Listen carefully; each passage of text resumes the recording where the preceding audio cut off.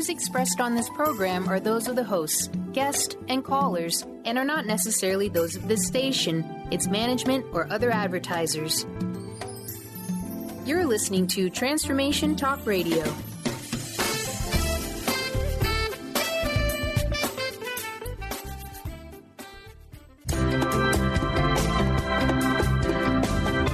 Voices of Women is a talk radio show that gives voice to the personal stories of women. It will inspire women and enlighten men to follow their dreams and create positive changes in their lives. Whether the audience listens to best-selling authors or a layperson like themselves, they'll realize there are others with similar experiences and feelings to their own. This show will give women tools they can use every day, which will empower them to step out of their boxes and create the changes they desire in their life. Kris inspires women to find their voices, speak up, and become leaders of their own life. Everyone has their gifts to share with the world, and it's time for women to work together to bring honor and respect to the feminine voice, which is within all people, men and women. Topics include personal growth, spirituality, creativity, leadership, and divine feminine. Now here's your host, Kris Steinnes. Well, welcome to Voices of Women, and happy Friday, everybody. We just had International Women's Day this week. I hope everyone found a way to celebrate and honor women. I was at a salon where we had singing and some entertainment and people sharing, and a lot of that was an honoring of women, and that was great. Also, this is the first live show since the Women of Wisdom Conference was completed in February, mid-February, which was fabulous. WOW 2017 was our 25th year, and also my last as the leader of WOW, as I am retiring. I don't even know if I announced that on air. It was just kind of recent, just before conference, and now I have a new definition for retirement. It is re-tire, get new wheels to take me new places, because I'm not really going to be retiring from life. So I like that because I like change and new things, and I'm going to get some new wheels. So I'm looking forward to training a new group of dedicated people to continue the legacy, and will be involved, of course, in the transition this year. And we're having a meeting this Tuesday night, March 14th. If you're in the Seattle area, contact us at WOW if you want to participate, and I can send you information on where it is in North Seattle. Just email wow@womenofwisdom.org. So today my guest is Roberta Grimes. She is a business attorney, novelist, and speaker from Austin, Texas. And when she grew up, she had two extraordinary experiences of light. And she spent decades studying nearly 200 years of communications from the dead and other afterlife-related evidence that eventually enabled her to assemble an in-depth understanding of who and what we are, how reality works, the nature of God, and the meaning and purpose of our lives. Which, we all go questioning that throughout our lives, trying to figure out, why are we here? And she realized that 2,000 years ago, Jesus had told us things about God, reality, death, the afterlife, and the meaning and purpose of human life that are amazingly validated by modern afterlife evidence. So she's written a series of books to share the information with us. She's got The Fun of Dying, The Fun of Staying in Touch, and we're going to talk with her about her third book, The Fun of Growing Forever, and where she explains the teachings of Jesus, and it's a simple guide to growing spiritually, and so that's what we're going to talk about with Roberta today. So welcome, Roberta. Oh, I'm so glad to be with you. Thank you for inviting me. Yeah, well, and I think you were on the show before, so you're probably not new to my audience.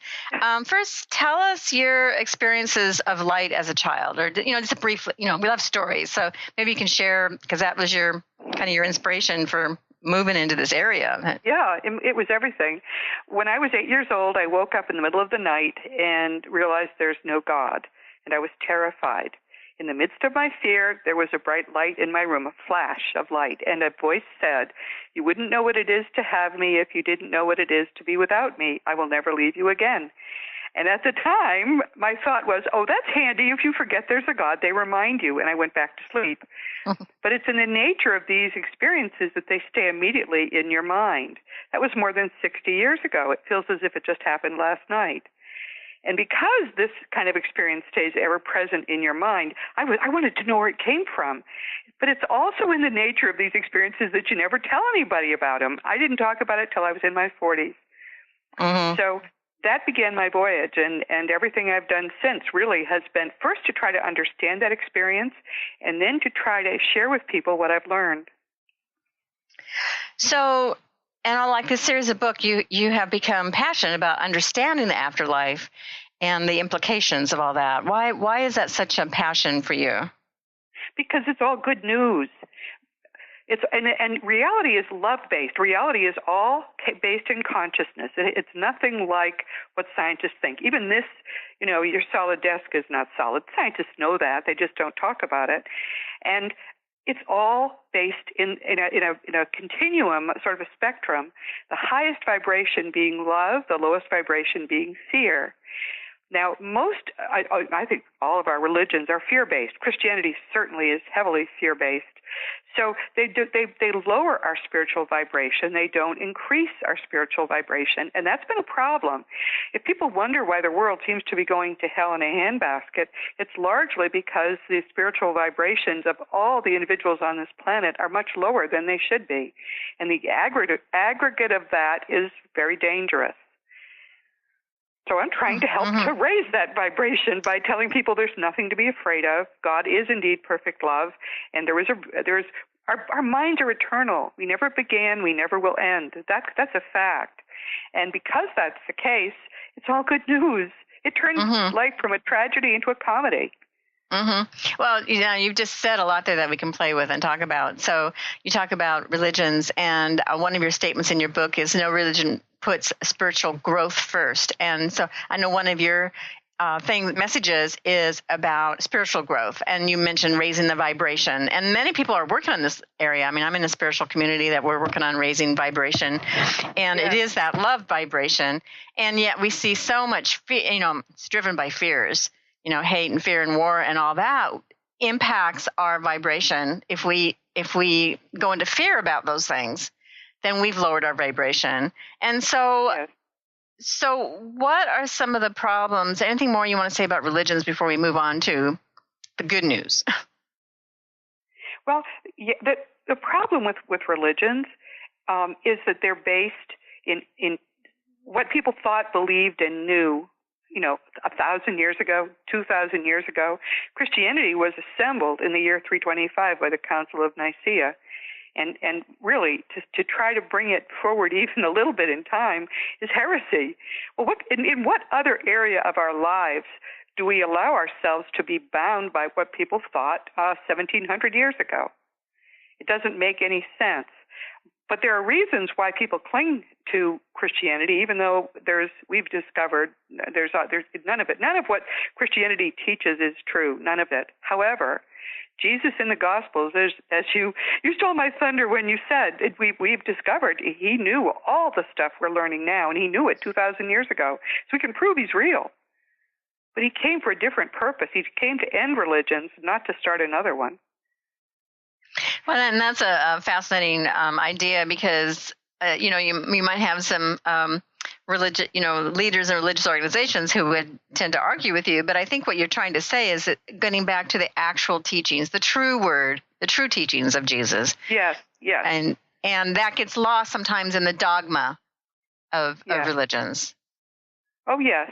I mean, religions make up stories because and it's not their fault. It's not the people who started these religions tried their best, but there's no possible way that the people that Jesus was talking to could have understood what he was saying because they didn't have the benefit of what we know now. And the Apostle Paul was dealing with a disaster. The Messiah had just been murdered, and in the most horrible way. And now what? Here were all this scattered flock. He had to bring them together. He brought them together by doing what Jesus said not to do, by packaging Jesus' teachings inside first century Judaism. That's what Christianity is to this day. It's a first century Jewish sect. And the teachings that the people preach in churches are all first century Judaism. And that's not good now because it's helping to lower our vibration, not increase it. But the great thing for Christians, which I have been a deeply devout Christian all my life, as you can imagine, if you think God spoke to you when you were 8, it makes you one heck of a Christian. But I've come to understand that the way Christianity is practiced is not only not what Jesus intended, but it's highly damaging. We've got to follow Jesus if we want to be a Christian, and only Jesus. Mm-hmm. And so there's this realization that the teachings of Jesus is what works to foster our spiritual growth. So, And that it's an effective method for achieving a rapid spiritual growth. So share with how that's changed your life. Oh, completely. You would not have liked me before, I have to say. No, the thing is that Jesus came to give us a very easy system for growing spiritually. He says that if we will learn to love perfectly, learn to forgive completely, we will bring the kingdom of God on earth. It's all in the Gospels. And he tells us in the Gospels, Jesus, that God doesn't judge us. Jesus doesn't judge us. There's so many things he says that the people who put the Bible together ignore, and to this day Christian denominations ignore. So if you put all of that stuff aside and you only follow the teachings, it's relatively easy. Within months, you can raise your vibration by a lot. How do you know that's happening? Because there's a peace that starts in you. I liken it to the feeling of, I used to be very reactive. You could make me mad so easily, and don't ever get near me on the road because that was a dangerous place to be. I was really high-strung. But after I had been first practicing the forgiveness lesson, and then after that the love lesson, I started to be so peaceful. Not only was I driving well, but it's as if you've got all these levers on the outside that people can fiddle with and just make you crazy. You know, your mother-in-law, or, you know, that store that you can never find what you want, all these things in your life that bug you. And when you learn radical, complete, provenient forgiveness that is eternal, and you never ever are bothered again, when you learn that, it all gets disconnected on the inside somehow, and you always feel peaceful and joyous and loving. That becomes your home, that sense of profound peace. And it doesn't even take long. That's why I'm amazed that the churches have never actually tried the teachings, because they work so well. Mm-hmm. Well, and we're going to go more into that. It's you know, we all want that peace of mind, and that feeling of, you know, that feeling that you're talking about. And yet we get thrown by the external, you know, like you say, when you're driving, or when people say, and we get, you know, it impacts us, and then we go into reaction, and then we don't like how we're feeling, and change on that. So we're going to talk more about this when we come back. We can take a short break, and then we'll come back and talk more with Roberta Grimes.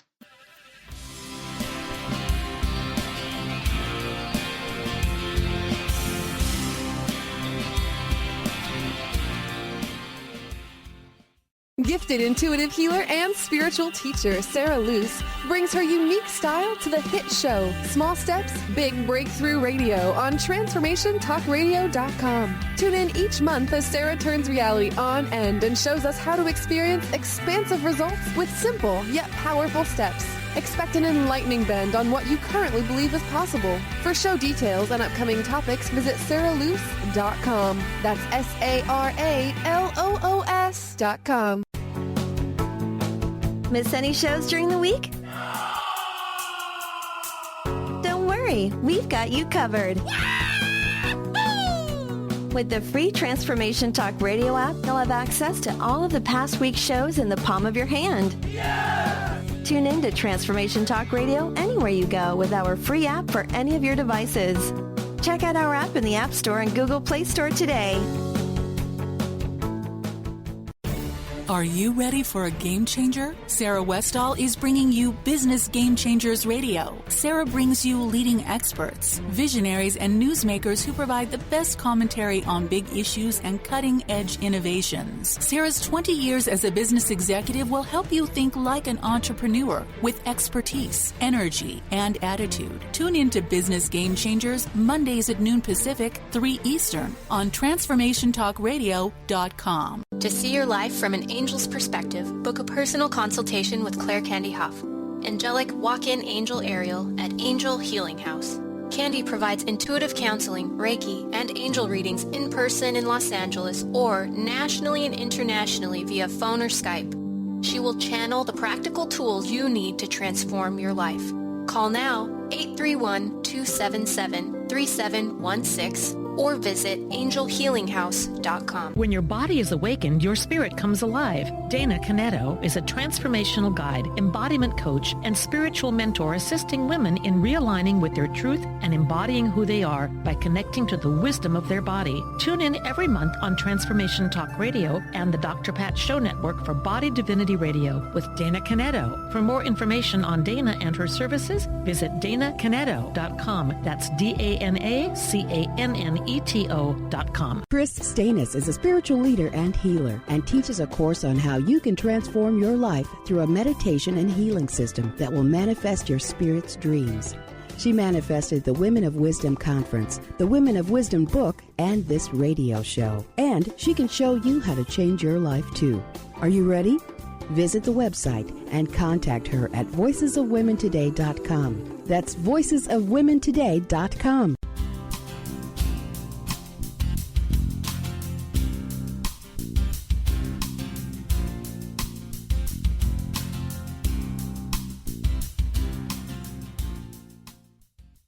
Welcome back to Voices of Women. I'm Kris Steinnes, and I'm talking with Roberta Grimes, author of The Fun of Growing Forever.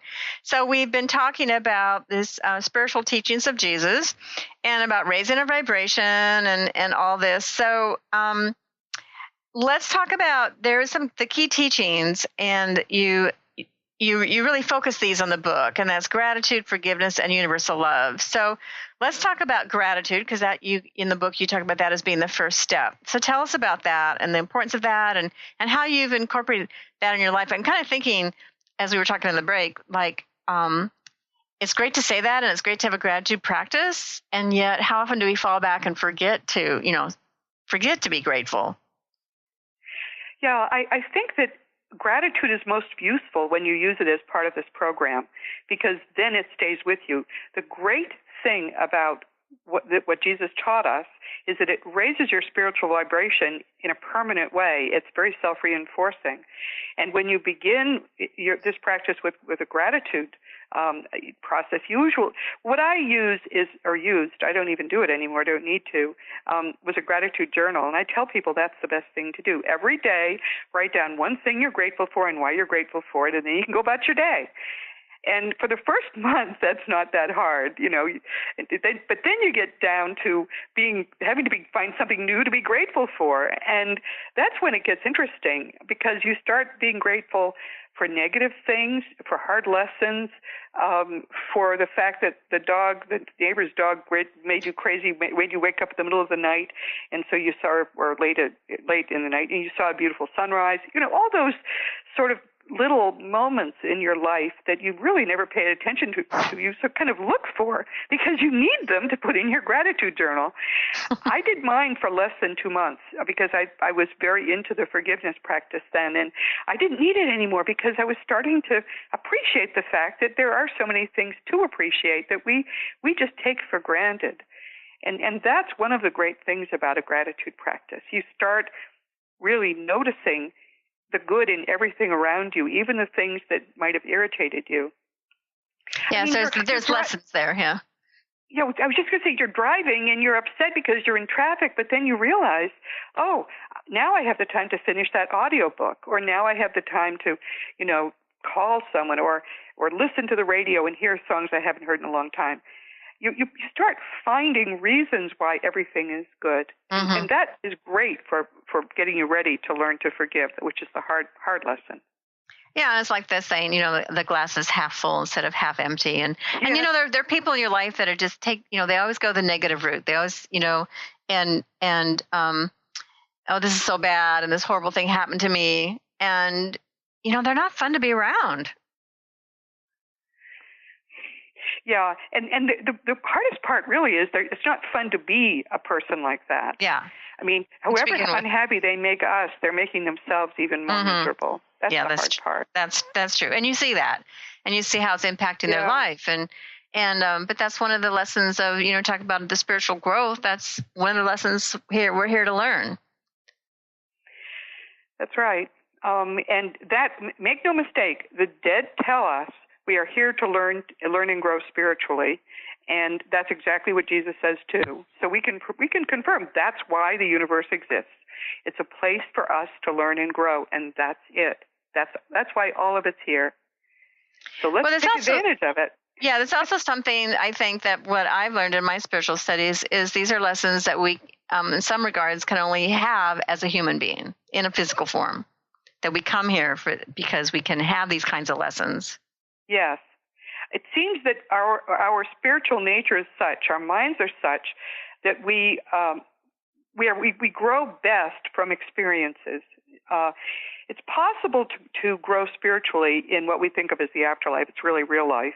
It's possible there to learn and grow spiritually, but it's much slower. It's frustratingly slow because it's like, you go to the gym to strengthen your muscles. We come here to strengthen our spiritual muscles. And there's nothing to push against there. There's no gym. It's just peace, love, light, joy, happiness, fun, and every positive good thing. So there's nothing that will help you grow there. It's too hard. That's why we come here. We don't want to come, except we come because we forget how hard it is, and then we get here. You wonder why babies cry. They're saying, "Oh my goodness, I don't believe I did this to myself." Here I am again. Yeah, I'm doing this again. I swore I would never come back, which we all do when we leave. But then we just crave growing. Yeah. And I think there's a sense of people who are raising their vibration. There's a real reason for us to be here now. There's so much work to be done, and it's a very important time. And so if you realize that, you can stay on track of all these things. Well, the next step that we really want to get into a lot is forgiveness. And that's probably one of the hardest things. And you state if we fail to forgive, it will block our spiritual growth. Totally. Yep, so it does. So talk to us about that. Well, the problem is we try to do what I call bespoke forgiveness, like bespoke suits are measured for you. Every time something happens that irritates you, then you make yourself forgive it. And that is impossible because it means each new thing that bothers you, you've sort of got to wrestle it down and make yourself forgive it. And it's a very adversarial, almost angry practice. I know, I tried it. You just can't. It doesn't work. So what you've got to do is retrain your mind not to react, because the need to forgive comes purely from the fact that your mind is reacting to things you've taught it to react to. You used to get upset in traffic. You taught your mind, here's something to get upset about. So that's why you become a crazy driver, because it just gets worse. You taught yourself to be upset that your mother-in-law was a certain way, or that, you don't like stores, whatever it is. So what I did in desperation one day when I was having trouble forgiving something that had happened on the road was I just gathered it all up with my arms, just gathered it up and made it into a ball and even put myself in it. Mentally sort of put everything in that ball that's bugging you. And then you push it away and you say, I love you, I bless you, I forgive, and I release, and you really mean it. And when I started doing that, what I realized pretty quickly was that I was doing it less. Fewer things were bothering me. It took me a while to understand why. And remember, I just said we come here as if we're coming to the gym? We have enormously greater and more powerful minds than we know. But when we come here, just as you go to the gym, you strip down to a T-shirt and shorts. We strip down to what is estimated to be maybe 10% of our eternal mind that we have access to when we're here on a conscious level. And that mind is primed for learning. The way they prime us for learning is this. Our minds are very lazy. If you don't react to what they give you, pretty soon your mind will stop giving you whatever it is. Oh, you're not going to react when people cut you off in traffic? Well, then you stop even noticing that they cut you off in traffic because your mind is lazy. Your mind is habitual, which it has to be. Otherwise, you'd have to rethink every day how to open a door. And your mind is very adaptable to new habits. If you change the way you react to what it's giving you, it will very quickly accept the new reaction you want it to have. It is amazing how fast it happens. If you sincerely do this forgiveness ball practice, whenever anything bugs you for a month, you'll find almost nothing will ever bother you again. And what's beautiful about it is, since you've changed your mind's reaction to the things that used to upset you, what it does is mean that nothing is ever going to upset you. The things that used to bother you, you'll still notice, but it'll be like, oh, that happened. You don't get upset about it. You become so relaxed and peaceful inside, and it doesn't take long. Yes, and that's that peace that we're striving for, that peace of mind that we're not, because when we do have those irritations, that fills our mind. That when we obsess about it, we think it over and over, and then you also think. And I think I'm going to go into our before we have a few minutes before the break, is self-forgiveness is probably one of the hardest things. I mean, how many times we rehash things in our mind? I wish I said this. I wish I hadn't said that, and beating ourselves up. Yep. Yes. And which is why I suggest to people that they put themselves in that ball as well. Just jump in there and forgive yourself while you're forgiving everybody else. There are some, if you really have serious things you've got to forgive yourself about, then there's extra work that you can do. But for most people, just the general overall beginning to try to forgive everything makes your mind relax about who you are and what you are as well. You start cutting yourself more slack just as you cut the rest of the world more slack. I should add that I've recently heard that there's another trick that almost works as well as forgiveness balls, and that is a spoon in your pocket. Every time something bothers you, rather than reacting, you immediately take a spoon out of your pocket and put it in your other pocket. And then you go about your day. And for some reason, that apparently works too. For this, it distracts your mind. It gets your mind out of this mode of being angry and into the mode of moving the spoon. And because your mind is so simple and so lazy while you're on Earth, that seems to work. I don't think it works as fast, but apparently it works as well. I never heard of that before, but that's an interesting thought. Just move the spoon. So, and I think, and also, I mean, this takes practice. You're talking about really retraining your brain and to be constantly on alert, constantly aware. I mean, you're really talking about self-awareness here. And we're so bombarded and distracted by the external world that, I can see people just going, oh, that's too much to do. I couldn't ever possibly forgive everything. It's constant, you know what I mean? Yes. And so what the first thing you do is you set aside a month. The second thing you do is you don't watch TV, you don't go to the movies, you don't do, and if there are people who especially irritate you, you don't see them, because you first got to teach your mind that we're going to change our reactions. Your mind is a little bit slow to understand that. So let's forgive the easier stuff first. Mm-hmm. But you'll find that if you'll give yourself that month to learn forgiveness, it'll be very much easier to go back to whatever it is that used to make you crazy, and it doesn't anymore. Yeah. You'll still have to make a few more forgiveness balls. I can't tell you how easy this is.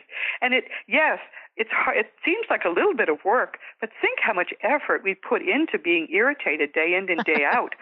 And that's a lot of work too. Yeah, that's true. That's true. So this actually could be easier. Well, this is Kris Steinnes, and we're going to take another break. We'll come back and talk more with Roberta Grimes about universal love.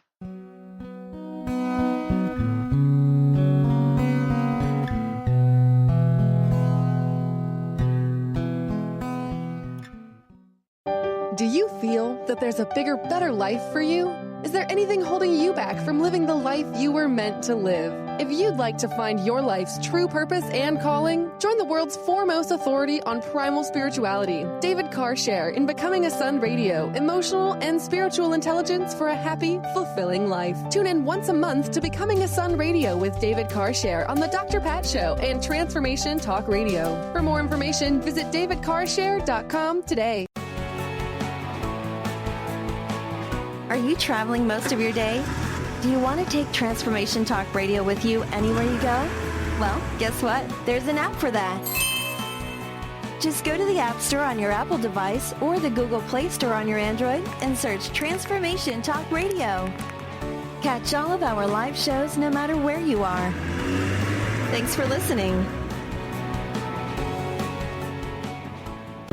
If you're dealing with fear and anxiety, you've probably noticed that the more you fight these emotions, the stronger they seem to get. Dr. Friedemann Schaub, the author of The Fear and Anxiety Solution, explains that instead of suppressing, we need to identify and resolve the deeper subconscious root causes of fear and anxiety. His personal breakthrough program has helped thousands worldwide to overcome their emotional challenges. To learn more, visit thefearandanxietysolution.com and schedule your free consultation with Dr. Schaub now. Tune in to the hit show Master's Chambers with your trusted friend, Connie Fife. Mondays, 1 p.m. Pacific, 4 p.m. Eastern on TransformationTalkRadio.com. Each week, Connie will connect you with the best of the best thought leaders from around the globe to share their strategies and best practices. Getting better together. To book Connie, visit ConnieFifeSpeaks.com. Be you plus live your purpose equals joy. That's the motto of Unstuck Joy with Vicki Todd. Vicki believes you were born with gifts that are meant to make the world brighter. Each show will feature an art visioning journal prompt to help you create your way to soul clarity. If you're ready to get unstuck and create more joy, this show is for you. Tune in every month on Transformation Talk Radio. For more information, visit VickiWorldArt.com. Kris Steinnes is a spiritual leader and healer and teaches a course on how you can transform your life through a meditation and healing system that will manifest your spirit's dreams. She manifested the Women of Wisdom Conference, the Women of Wisdom book, and this radio show. And she can show you how to change your life too. Are you ready? Visit the website and contact her at voicesofwomentoday.com. That's voicesofwomentoday.com.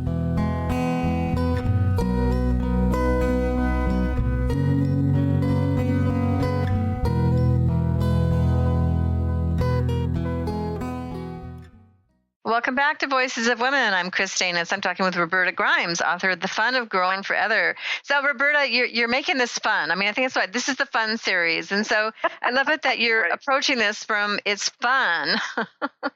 Yes, it really is. People think of spiritual growth as sort of churchy and boring. But in fact, what spiritual growth feels like is being in love all the time. It makes you the happiest you can possibly be because, of course, the higher your spiritual vibratory rate, the more perfectly loving you are and you feel. You start feeling as if you're in love with all the world. And here's a great secret, which kind of amazed me. When you master universal forgiveness, love comes naturally. You don't even have to work at it. If you start, I first realized how transformed I was becoming when I noticed that I would look at perfect strangers on the street and I would love them. I would feel compassion for them, and I was sort of you love in a different way when you have gotten rid of all the other stuff that the resentments and the angers and the other negative things. It's astonishing, but it does make you happy. It makes you the happiest you can be to raise yourself spiritually. Mm-hmm. And you're talking about people walking, there's times when you go to a party or you see someone walking in, whether it's walking down the street or walking in a store, exuding that kind of peacefulness and that kind of love. And so you're saying it's coming from that place of they have done their work. They've done their spiritual work on forgiveness, that they are welcoming, they're like open, like Jesus was, open arms to everybody. It makes you much more like Jesus was, always peaceful. That's right. And people will tell me there are things you can't forgive. Someone murdered my child, or someone did this or did. It turns out that forgiveness doesn't even need to be scaled, because none of this is real. This is not real life. This is an afternoon in the gym. That's all it is. If someone murdered your child is fine, healthy, happy, and waiting for you. I mean, this is just like a bad afternoon in the gym. So everything can be forgiven because, of course, forgiveness isn't for the other person. It never is. And you're not approving of anything they did. Forgiveness is the gift you give yourself so that you're finally free of that and it can't get in the way of your spiritual growth. That's why we set these negative things to happen to us, to give us the opportunity to learn to forgive without worrying about the fact that that's a big thing to forgive. You can forgive anything. Anything. Mm-hmm. When you read stories about that, people visiting, the perpetrator in prison who killed their daughter or whatever, and understand that this is not an easy thing to do, and it's a lot of work because there's so much pain and grief around it, and yet it's about releasing that pain and grief too. It's a journey to get there. It's not going to happen overnight. If you do the forgiveness exercises, you don't react in the same way when something like that happens, because your first reaction is that it's almost like there's a disturbance in the force, and your first reaction is you want to heal that. You want to put love into the space where this horrible thing is. And you want to love the person who did it. You want to love, of course, your child and the other people who are grieving. But grief feels different if you have learned to forgive everything. You don't dwell on it. Yes, it's painful, and you'll never get over that loss in a fundamental way. But it isn't. It's a sadness. It's not a tragedy if you have raised your vibration enough to deal with it. So this is just a useful tool to get through life better. I think that's important to point out. It's nothing more than making yourself the best and most powerful person you can be. Mm-hmm. Well, I want to talk about the universal love. So, okay. And you state in your book that it's not marital love, parental love, love of our pets. It's so easy to love our pets, and we think that's the purest of love. You love this unconditional, the pet has unconditional love. And you're saying that that's not universal love. So what is universal love? Universal love is not specific. A Course in Miracles calls the love we have for individuals what special loves, and actually says that they are as counterproductive as our special hates. They both are in the same place. They single out one person or one animal or something for special treatment, when what we are meant to be doing is learning how to love humankind universally. We now understand, as I think I said, that consciousness is the only thing that exists. Eternal mind. Max Planck discovered that. He was a quantum physicist, for heaven's sake. But all of our minds are part of that eternal mind. So in a very important way, all our minds are part of what we think of as God, and all our minds are part of one another. In a very real sense, there's only one of us here. So when you look at another person, I don't care who it is, you're looking at yourself. That's why Jesus said, love your neighbor as yourself. He didn't say love your neighbor as if he were yourself. Love your neighbor because your neighbor is yourself. And once you get past the forgiveness lesson, that starts to happen naturally. I can't really adequately express how different that feels, but I no longer look at anybody with a sense of I don't know, aversion or judgment or disapproval or anything. I look at people all trying to their best with their lessons, and I love them more than you can imagine. It's different. It's very different. But loving individuals is not what it's about. Loving everybody equally is what it's about. Mm-hmm. And so that's what Jesus was trying to teach us. I mean, That's why you're saying Jesus' teachings is how we spiritually grow, and our spiritual path towards that, whether it's for, gratitude, forgiveness, and universal love are the three principles that, and you hear that. I mean, even when you go to church, those are, there's all those things, and yet there's all the muddy things that kind of go with it that people react to, and why they, a lot of people don't go to church anymore because of the other stuff that's around it. But if you get down to the pure essence of these things, the pure essence of forgiving and being grateful and loving and making that our journey of discovering what it means to be a spiritual being in a human body, so to speak. The great thing about all of this is once you master, forgiveness and master it to the point where things don't bother you anymore, you get to the point where no matter what happens, you don't react. It doesn't upset you.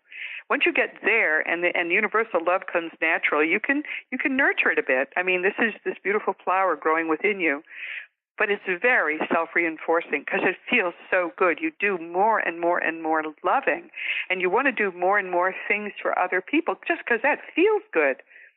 This is who we naturally are. We are natural, eternal beings who are perfect love.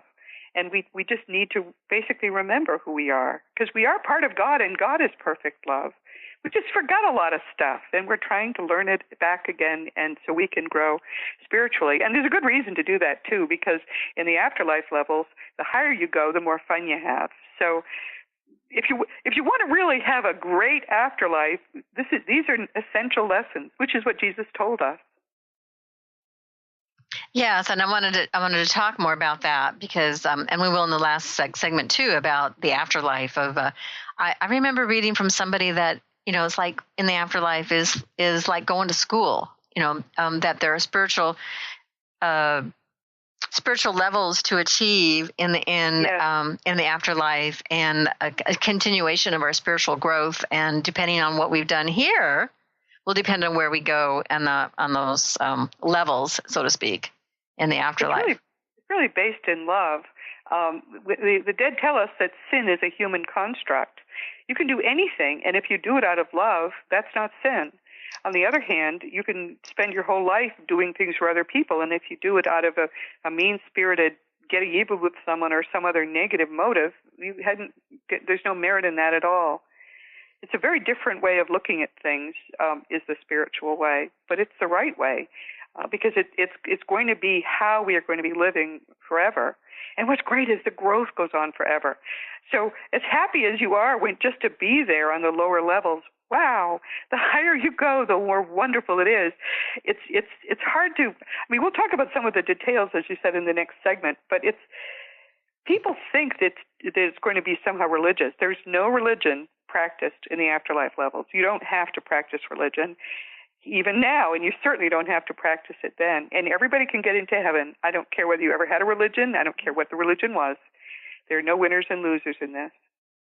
Well, when you're saying that, what comes to mind is this: it's not a religion; it's just a state of being. Yes, it's a state of being. That's right, and that's what Jesus came to teach us. He came. It's pretty clear when you sit down and actually read the whole Gospels. He was very down on religions, and was trying to teach us to relate to God privately, individually. And the reason is simple, of course, because our minds are part of God. When you put religion in between you and God, you're actually distancing yourself from God, not getting closer. And if that religion is fear-based and Christianity is very fear-based, then you're debasing your spiritual level at the same time. This is very negative, and that's not what Jesus came to do. That's not who he is. Instead, he came to teach us that if we will relate to God individually, he said, go into your room and pray in secret, and the God who hears in secret will reward you. Well, he's talking to first century people for whom the guy who prays the loudest in the synagogue is the best guy. He's just telling them that the opposite is true. But once you learn to relate to God on your own, too, that also opens up relationships, a relationship with God, relationship with your spirit guides, relationships with people on a much deeper level. I was very shallow when I was young, and the difference now, I can't begin to tell you. It's everything. Mm-hmm. Yeah. And those are things we all strive for. If we can't deny that we're here to learn things and to embrace them in our life and to find, I think everybody wants to feel that love for themselves and for others. It's just sometimes a hard journey to get there. Well, we're going to take another break, so we'll come back and talk more about the afterlife with Roberta Grimes.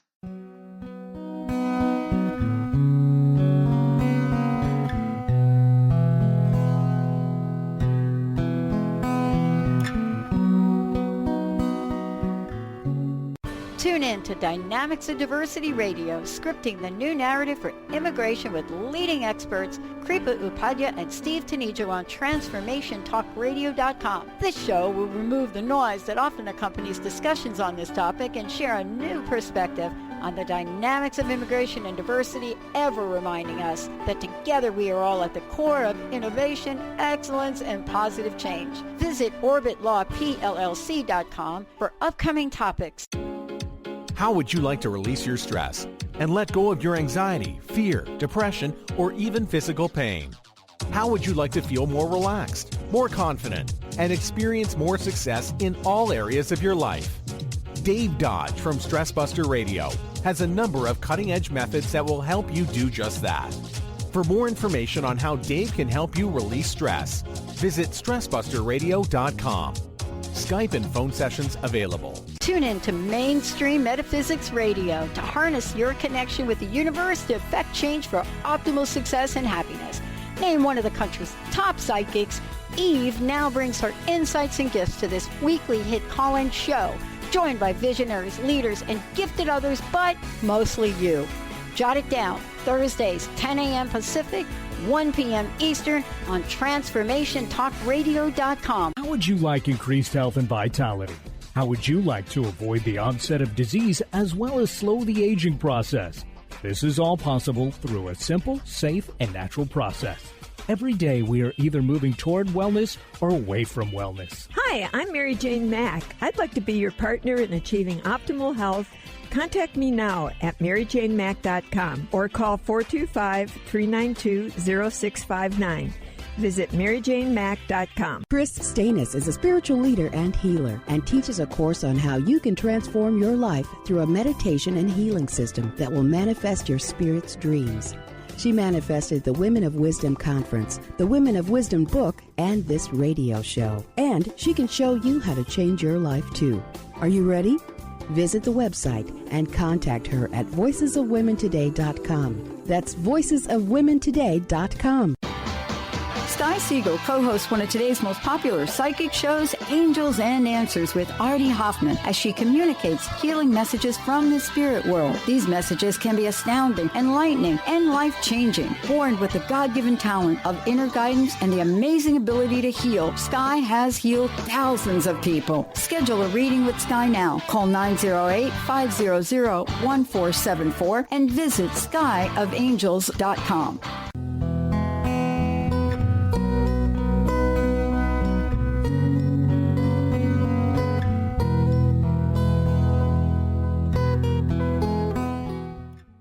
Welcome back to Voices of Women. I'm Kris Steinnes, and we're talking with the author of The Fun of Growing Forever, Roberta Grimes. So, Roberta, can you give your website address? And also, I understand you have a radio program. You could share that with our guests.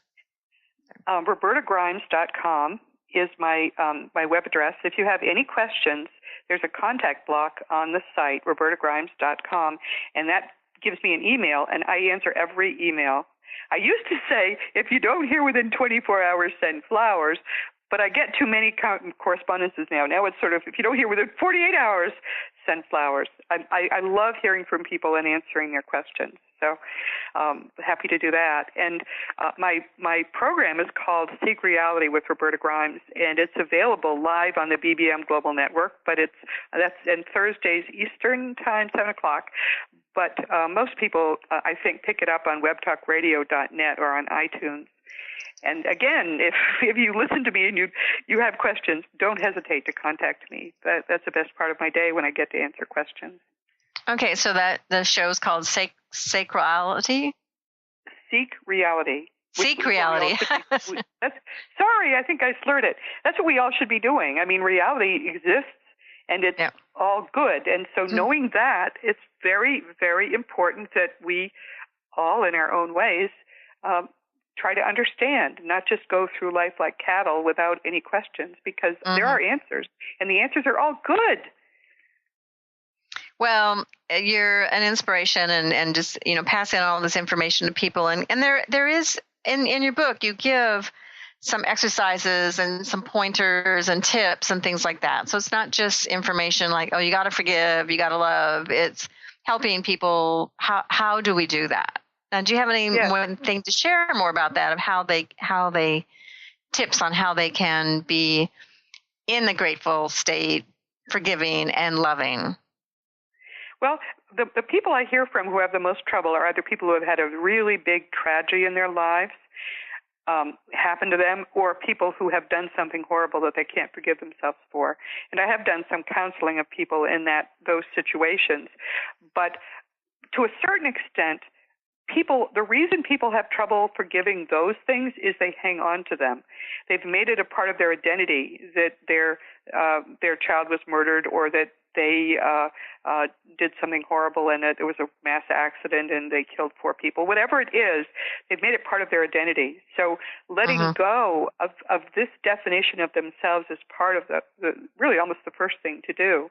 And there are ways to do it, but it's so individual. It really is something that needs counseling. One of the problems we have is that our professionals are all matter-based, because that's what science and medicine are. And in fact, matter is not what exists. It's all energy. This just seems to be more material than we imagine other areas are, although it's not more material. It's just different. But once it becomes broadly known that all of the things I'm telling you today are true, we're going to have practitioners who are able to help, counselors who understand how to help people release the need to avoid forgiving. And once that happens, it's really easy. As I say, there's no scaling in this. Everything could be forgiven, and it's no harder to forgive the worst thing than it is to forgive the smallest thing, because it's a mental reaction, and you just have to get rid of that mental reaction, and then you've already forgiven. It's gone. Yeah, and I think there's many steps in that too, of understanding all the mental reaction and what's driving it. What's the core? There's sometimes core things, mental, in your mind or whatever that drives that. Also, well, it's something sets you off, and you have taught your mind that when that happens, it's very bad, and you should react. I mean, I can remember it was very important. I can imagine it was very important 5,000 years ago, is that you learned whenever you saw a saber-toothed tiger, you got to get out of there. And it's the same kind of thing with your mind. Your mind is operating on a very primitive level. We give it much too much credit when we're here. But it's really, your mind is minuscule when you're here. One of the great things that happens very soon after you get back home is that your mind merges with your eternal mind, and whoa, that's a power trip, because you suddenly realize you know so much and you are so smart, and it's a really big thing when you get back into your eternal mind. That sounds fascinating, and that leads me to want to talk more about what you have learned from the dead about the afterlife, because I know some of your books you talk about having the communication with people who have passed over and they're in the afterlife. What have you learned from them? What are they telling you, and also what are they saying about the future of our planet? Well, let's start with that one, because I think that's a very important question. Because this is school, they have tried not to interfere with what we're doing here. We have free will. We have to have that, or we can't learn. And we've had tremendous latitude. But about 100 years ago, there began to be alarm in the upper levels of the greater reality about how negative things were getting here. And then in 1945, we exploded atomic bombs in warfare. And that apparently really set off the alarm bells. So since then, they have been working very hard to raise the consciousness of the planet, and you're working on it, and so am I. Millions of people are, in their own ways, working to make this happen, and we're doing it under the guidance of people that are not now in bodies. But my own private guide, my personal guide, has told me, quite frankly, why it's important I do this work. And that is that if we don't turn things around, we are in basically an emotional, a spiritual death spiral. And within 200 years, my guide Thomas says, there will be an end times war started by what he calls the so-called Christians, because things will be so bad on the earth that they'll try to bring the Lord back by starting the war. And it'll be bad to be there, be alive at that time, but to be alive during that war will be just intolerable. So they're trying to avoid that war.